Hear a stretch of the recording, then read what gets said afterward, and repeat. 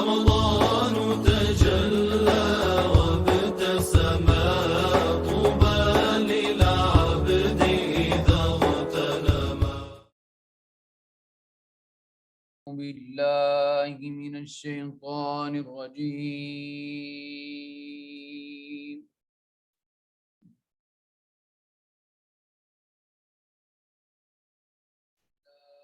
بسم الله الرحمن الرحيم.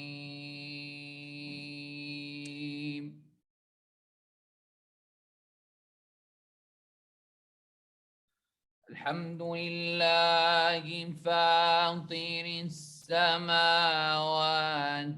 والأرض جاعل الملائكة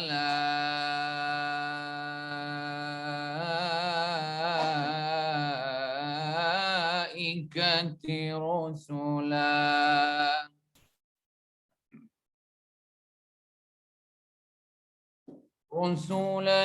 أولي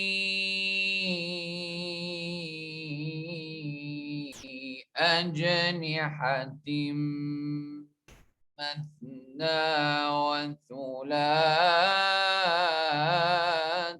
ورباع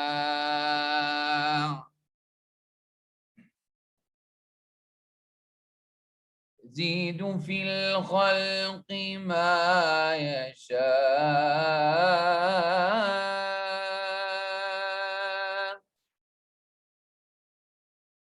يزيد في الخلق ما يشاء إن الله على كل شيء قدير. ما يفتح الله للناس من رحمة فلا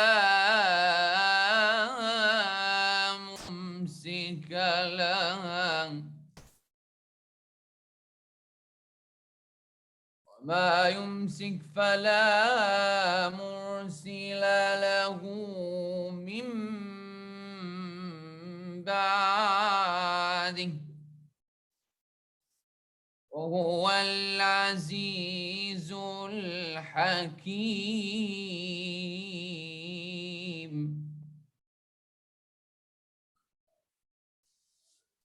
يا أيها الناس اذكروا نعمة الله عليكم هل من خالق غير الله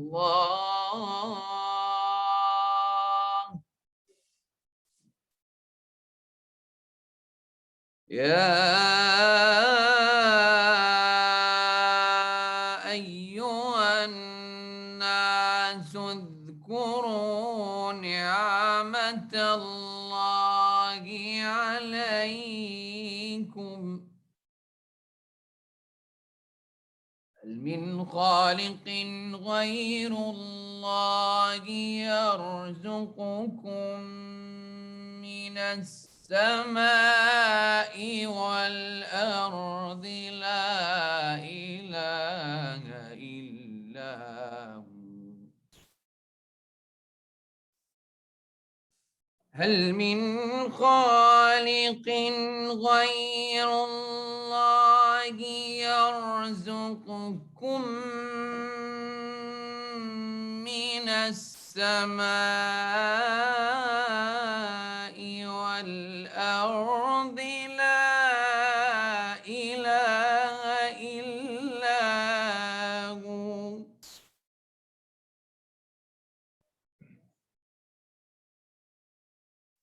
لا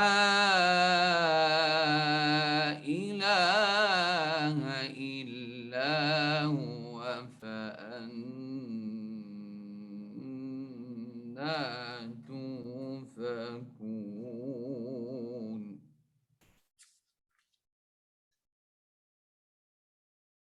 وإن يكذبوك فقد كذبت رسل من قبلك وإلى الله ترجع الأمور.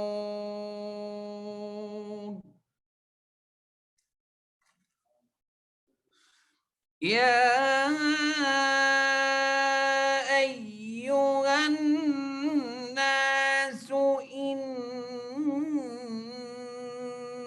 وعد الله حق فلا تغرنكم الحياة الدنيا.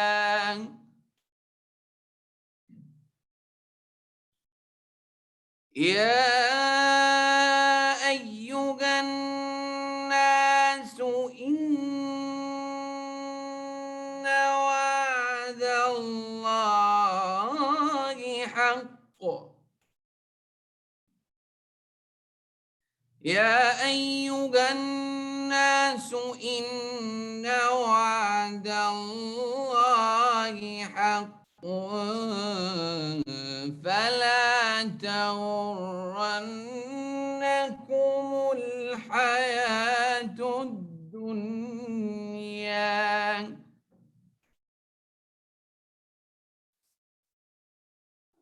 فلا تغرنكم الحياة الدنيا.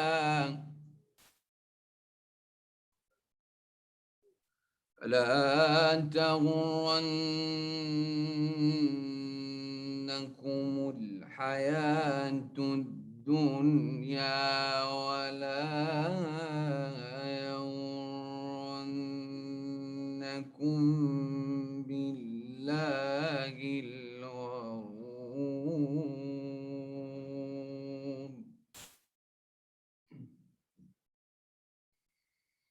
إن الشيطان لكم عدو فاتخذوه عدوا.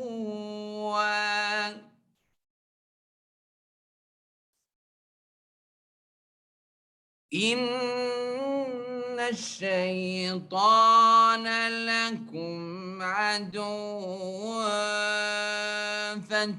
فاتخذوه عدوا إنما يدعو حزبه ليكونوا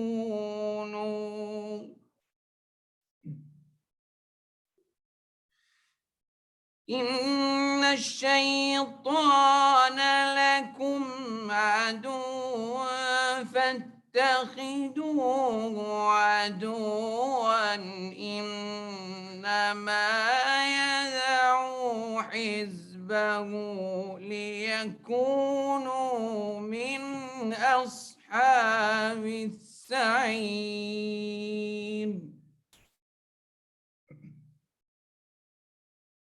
الذين كفروا لهم عذاب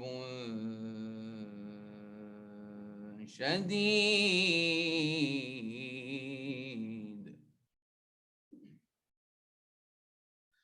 الذين كفروا لهم عذاب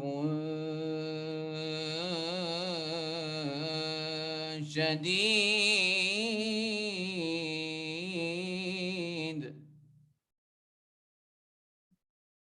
الذين كفروا لهم عذاب شديد والذين آمنوا وعملوا الصالحات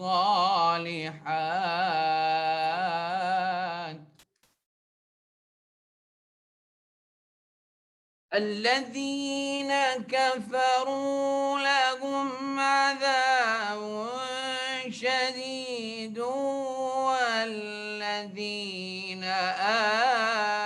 آمنوا وعملوا الصالحات لهم مغفرة وأجر كريم.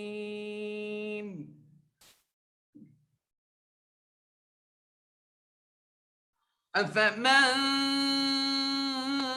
زين له سوء عمله فرآه حسنا فإن الله يضل من يشاء ويهدي من يشاء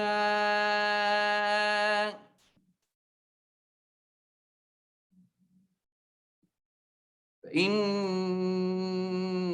الله يضل من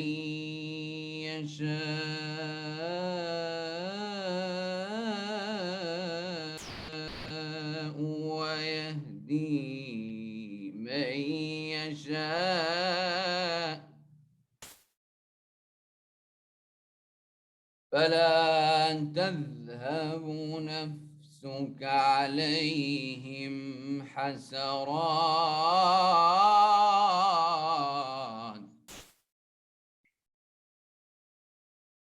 إن الله عليم بما يصنعون والله الذي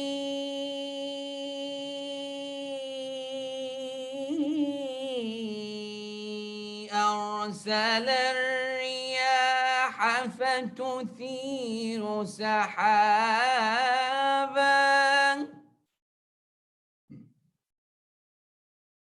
والله الذي أرسل الرياح فتثير سحابا فسقناه إلى بلد ميت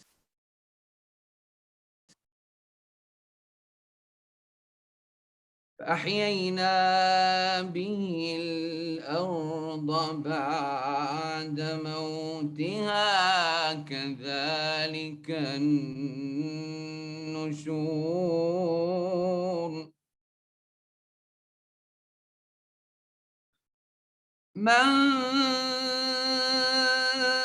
كان يريد العزة فلله العزة جميعا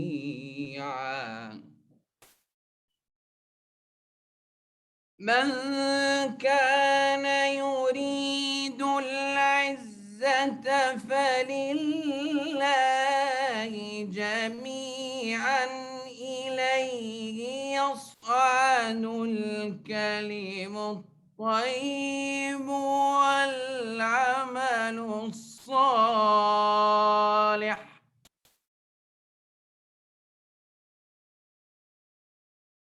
إليه يصعد الكلم الطيب والعمل الصالح يرفعه والذين يمكرون السيئات لهم عذاب شديد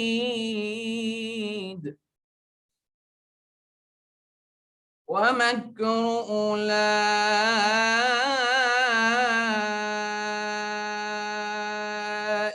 هو يبور صدق الله مولانا العلي العظيم.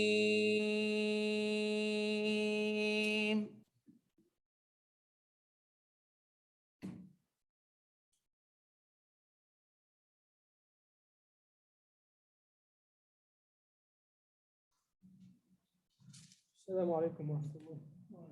بسم الله الرحمن الرحيم والحمد لله والصلاة والسلام على سيدنا رسول الله وعلى آله وصحبه ومن والاه. Before I finish, I want to talk about some in-house fiqh rules. So before I finish, remind me if I forget. At the end of the 20th juz, the beginning of the 21st juz, Surah Al-Ankabut, Allah subhanahu wa ta'ala, He gives a lot of stories of the previous prophets and their people.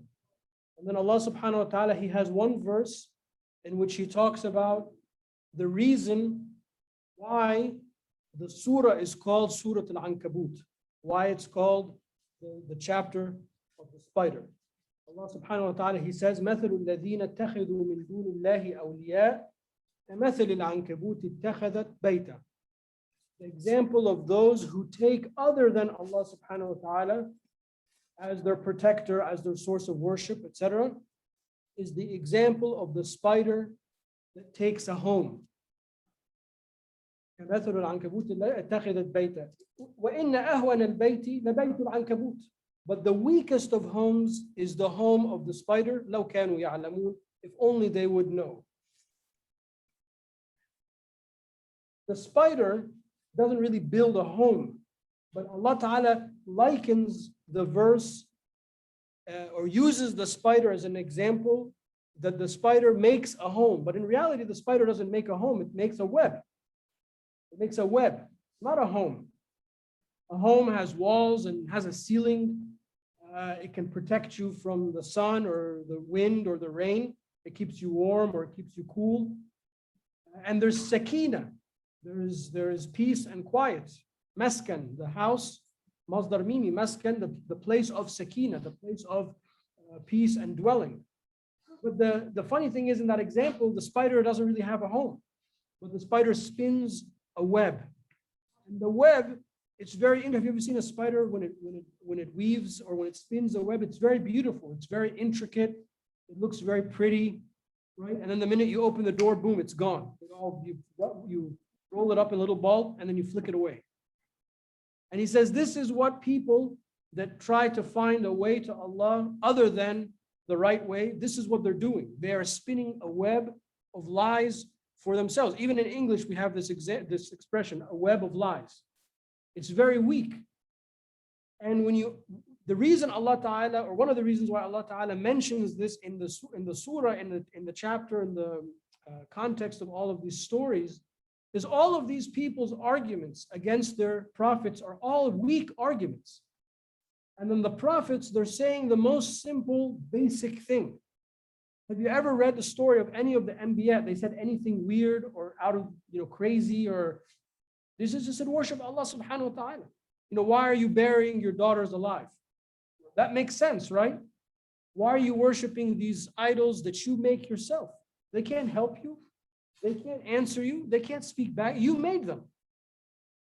Very simple arguments.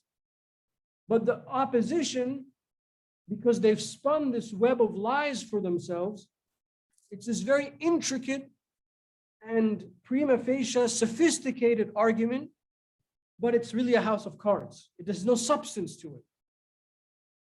And Allah Ta'ala over and over and over in the Quran, He says that the way of the people, of these people, they've only inherited these names. إِنَّهَا أَسْمَاءً سَمَّيْتُمُوهَا أَنْتُمْ وَآبَاؤُكُمْ. These are just names that you and your previous generations, you named them, and you're just inheriting them. You're not even thinking for yourselves. And all of the Anbiya that we know about in the Quran, and we know there's stories, whether it's like one line or whether they're very intricate, like the story of Moses alayhi salam and Nuh alayhi salam, they are trying to get these people to think for themselves. One of the most oft repeated verses of the Quran is Allah Ta'ala asking us to think. أَفَلَا يَتَدَبَّرُونَ أَفَلَا يَتَفَكَّرُونَ لَعَلَّهُمْ يَتَفَكَّرُونَ لَعَلَّهُمْ يَرْجِعُونَ.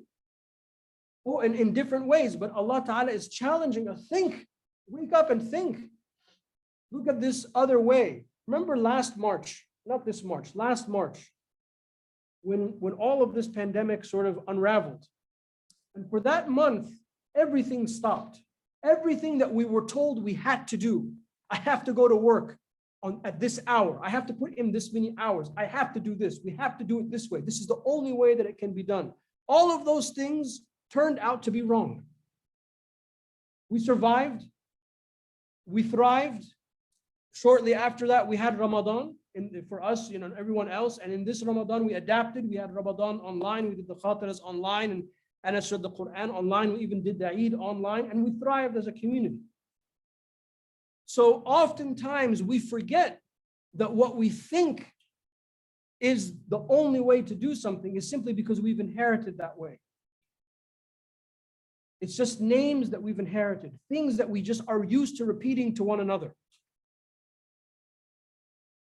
And the message of the Quran comes to tell us it's much simpler than that. It doesn't have to be this intricate web, complicated. And that's another thing, another pattern that you find is that whenever anything is related to us, we overcomplicate everything all the time. And whenever anything is related to Allah subhanahu wa ta'ala, it's super simple. 1 + 1 is 2. La ilaha illallah, Muhammad Rasulullah. Very simple. The Prophet ﷺ, he said, Ahabbul dini ilallah al-hanafiyyatu samha. The most beloved of religion to Allah is the pure, simple way. That doesn't mean that there's no knowledge of the deen that you have to learn, like the fiqh and all of that, but that's a small percentage of the deen. The vast majority of the deen that we practice, that which is most beloved to Allah subhanahu wa ta'ala is simple and straightforward. We are the ones that overcomplicate everything. We make it complicated. We get involved and we have to create laws and bylaws and statutes and laws. And then we have to repeal the laws because they don't work. And then we have to create more laws to cover the other laws. And we keep going and we just build this edifice of names that we've just named for ourselves. And we've convinced ourselves that it has to be that way. That's the web. That's the spider's web that we get caught in all the time. As a larger community and as an individual, we have our own web, complicated web that we've created for ourselves. Many times people come to me. One time somebody came to me recently and they said, a guy and a girl that wanted to get married. He's finishing his USMLE, what is it called? License exam, right? Because he got his medical degree from somewhere else. And she kept saying to me, well, we can't get married until he finishes his exams. Like she would repeat that every 2-3 minutes. And then I stopped and said, why? Is that like a rule somewhere? And she's like, oh, I didn't think about that. So we create this web of complications for ourselves. Why does it have to be that way? Well, get married right now. What's stopping you from getting married right now? There's nothing preventing you from doing that, except we prevent ourselves. And we prevent ourselves so much that we stumble and we fall. Just like the little insects, those poor little insects that get caught in that web. They look so helpless, but that web, the spider's web is really nothing. If you just go like that, it's gone, and then the insect is free. And what the Quran is coming here for us is to take those cobwebs outside of our minds and our hearts, to take them off and to discard them, and to see things the way they really are. Allahumma arina al-ashya'a kama hiya. Allah, show us the things as they are. Oftentimes we just repeat what other people say. And we carry this quote unquote inherited way of doing things, but we're like lambs to the slaughter. And we don't realize that somebody else like us put those rules. It doesn't have to be like that at all, but rather it can be simple and straightforward. So this is a very beautiful, one of the most beautiful examples that Allah Ta'ala gives in the Quran, the house of the spider. The spider doesn't have a house, so it's a rhetoric. So it gets you to think, well, what does he mean the house? Oh, it means the web, this complicated web that takes the spider so long to build, but at the end of the day, it's nothing. There's no protection. It's not really a home. You can't park your belief. You can't park your practice in the spider's web because it's not going to hold. It's not going to hold those things. But that which is going to hold it is the way that the Prophet ﷺ taught us. Okay, so this is the khatira.